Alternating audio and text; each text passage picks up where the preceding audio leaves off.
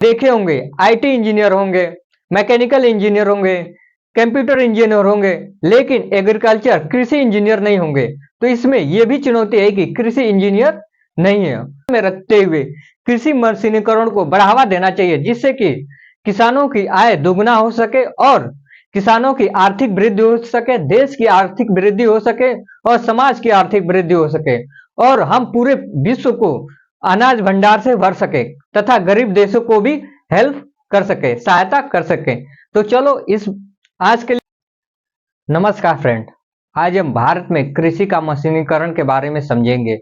ठीक है, मशीनीकरण से क्या लाभ है, इसके चुनौतियां, इसके महत्व, इसके जो सरकारी प्रयास है, इसको भी हम चर्चा करेंगे।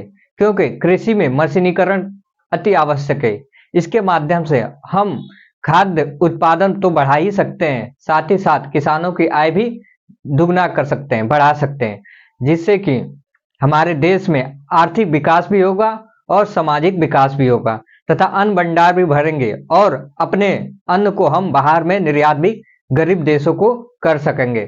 ठीक है, तो आज इन सब बातों पर हम चर्चा करेंगे। आगे चलने से पहले आप मेरे चैनल को लाइक, शेयर और सब्सक्राइब कर दें। ओके, तो चलिए हम डिस्कशन स्टार्ट करते हैं। तो सबसे पहले हम समझेंगे भारत में कृषि मशीनीकरण का क्या तथ्य है, क्या डेटा है, कहां तक मशीनीकरण हुआ है। ठीक है, तो एक तथ्य के अनुसार भारत में सिर्फ 47% ही कृषि में मशीनों का उपयोग होता है। कितना? 47% ही। वही चीन में 59% और ब्राजील में 75% कृषि का मशीनीकरण होता है। ओके, और हमारे जो कुछ ही स्टेट है जहां कृषि में मशीनीकरण का प्रयोग किया जाता है, जैसे आप समझ ही सकते हैं, पंजाब है, हरियाणा है और पश्चिमी यूपी है, जहां पर कृषि का प्रयोग होता है। बाकी और जितने भी राज्य हैं, जैसे पूर्वोत्तर के राज्य में कृषि में मशीन का उपयोग नहीं हो पाता है। ठीक है, जिससे वहां पर किसानों की हालत बहुत ही दयनीय होती है और उत्पादन में वृद्धि नहीं होती है। तो भारत में कितने परसेंट मशीनरी का उपयोग किया जाता है? वह है 47% भारत, चीन में 59 और ब्राजील में 75। ब्राजील में 75 में कृषि में मशीनों का उपयोग किया जाता है। ठीक है, अब कस्टम हायरिंग सेंटर एक पोर्टल है जहां पर डीबीटी प्रत्यक्ष हस्तांतरण लाभ के माध्यम से लोगों को मशीनीकरण के उपयोग को बढ़ावा देने के लिए सहायता प्रदान किया जाता है। ठीक है, तो ये सब तथ्य है हमें कृषि मशीनीकरण से। अब हम समझेंगे कृषि का मशीनीकरण से लाभ क्या है। इसके लाभ भी बहुत हैं। जैसे अगर कृषि में मशीन का उपयोग करते हैं तो 30% उत्पादन बढ़ जाएंगे और लागत में 20% की कमी हो जाएगी। टोटल 50% की प्रॉफिट होगा, जिससे कि किसानों की आय वृद्धि हो जाएगी। तो क्या होगा महत्व? महत्व में किसानों का उत्पादन में 30% की वृद्धि, लागत में 20% की कमी। ठीक है, उसके बाद उच्च गुणवत्ता उत्पादन होगा। ठीक है, कार्य क्षमता में वृद्धि होगी और जो पढ़े लिखे युवा जो कृषि में संलग्न होते हैं, जुड़े होते हैं, वो अपने हुनर को किसी और काम में लगा सकते हैं। ठीक है ना, कम लोगों को इसमें लगाया जा सकता है। ठीक है, तो ये महत्व है कृषि मशीनीकरण से। ठीक है, उत्पादन तो बढ़ेगा ही बढ़ेगा, आपको पता ही है, और इसके साथ ही लाभ भी प्राप्त होगा और हम अपने अनाज को निर्यात भी कर सकेंगे। ठीक है, क्योंकि भारत में किसानों को जीडीपी में बहुत बड़ा योगदान होता है और बहुत बड़े रूप में लोग कृषि में लगे होते हैं। ठीक है ना, लगभग 50% से अधिक लोग कृषि में लगे होते हैं। ठीक है, कृषि से और भी लाभ है, जैसे जल का हम कम उपयोग कर सकते हैं, जमीन का कम उपयोग कर सकते हैं और ऊर्जा का भी कम उपयोग के माध्यम से हम उत्पादन को बढ़ा सकते हैं। जैसे जल का कम उपयोग, जमीन का कम उपयोग और ऊर्जा के कम उपयोग से, जैसे साधारण विकास, सतत विकास के माध्यम से हम वृद्धि कर सकते हैं और कृषि को लाभ प्रदान कर सकते हैं। ठीक है, और इससे देश के आर्थिक विकास भी हो जाएगा।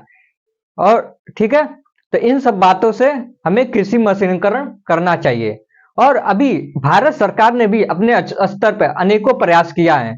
ठीक है, तो भारत सरकार ने जैसे नाविक सैटेलाइट के माध्यम से किसानों को रियल टाइम मौसम सूचना देना एवं उपज के लिए भी तकनीकी का प्रयोग करना कि कौन सी जमीन में क्या क्या उपज होंगे, क्या उपज नहीं होंगे, इसके बारे में भी लोगों को बताया जाता है।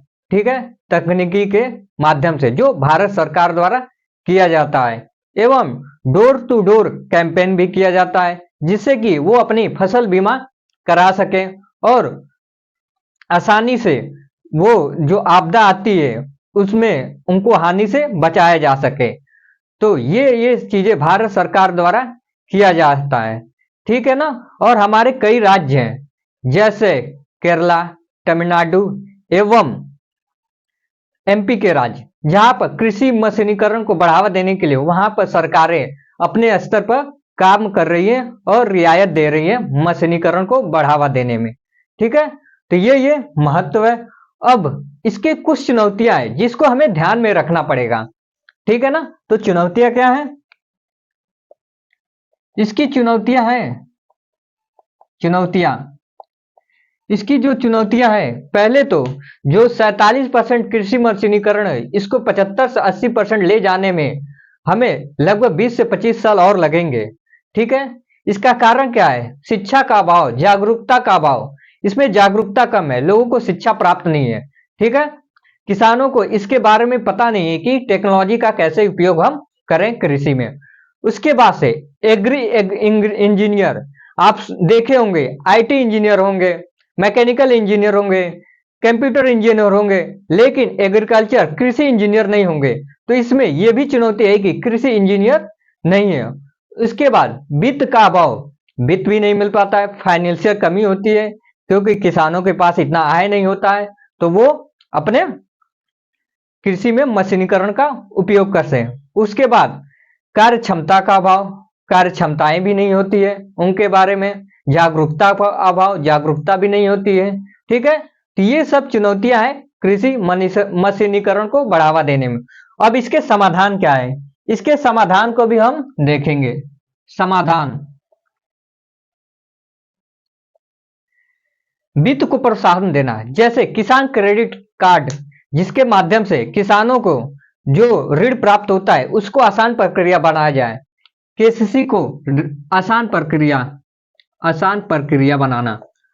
उसके बाद कृषि को उद्योग के रूप में भी देखना चाहिए, इसको उद्योग के रूप में मान्यता मिलना चाहिए, जैसे उद्योग को रूप में मान्यता। ठीक है, कृषि इंजीनियरिंग कॉलेजों को बढ़ावा देना चाहिए, कृषि के क्षेत्र में भी इंजीनियर में शोध रिसर्च का निर्माण करना चाहिए और कॉलेजों का विकास करना चाहिए। तो क्या? कृषि इंजीनियर का विकास, कृषि इंजीनियर का विकास, इंजीनियरिंग का विकास होना चाहिए। ठीक है, बिजली की पर्याप्त पहुंच होनी चाहिए, पर्याप्त खपत होनी चाहिए। जैसे आजकल खेतों में सोलर लाइट लगाया जाता है, तो उन सोलर लाइटों को कृषि में उपयोग किया जाना चाहिए, जैसे सोलर लाइट का प्रयोग करना चाहिए। सोलर लाइट का प्रयोग करना चाहिए। तो हमें इन सब बातों को ध्यान में रखते हुए कृषि मशीनीकरण को बढ़ावा देना चाहिए, जिससे कि किसानों की आय दोगुना हो सके और किसानों की आर्थिक वृद्धि हो सके, देश की आर्थिक वृद्धि हो सके और समाज की आर्थिक वृद्धि हो सके, और हम पूरे विश्व को अनाज भंडार से भर सके तथा गरीब देशों को भी हेल्प कर सके, सहायता कर सके। तो चलो, इस आज के लिए बस इतना ही है। Thank you so much. जय हिंद।